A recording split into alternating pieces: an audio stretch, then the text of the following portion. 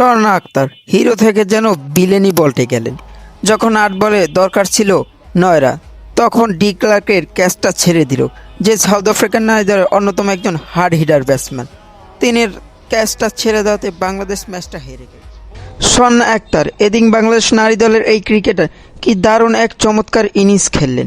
৩৫ বলে ৫১ রান একটা ইনিংস খেলে ৩-৬ ৩-৪-এ ১৪৫ স্ট্রাইক রেটে ৩৪ বলে তিনি 50 করেছেন, যা এই ২০২৫ ওয়ানডে ওয়ার্ল্ড কাপে এখনও সর্বোচ্চ কম বলে 50 করার রেকর্ডটা তার দখলে রাখলেন। স্বর্ণা আক্তার একজন allrounder, right hand leg break bowler, সেই সাথে ব্যাটিংটাও বেশ ভালো পারে। তিনি ২০০৭ সালে জন্মগ্রহণ করে।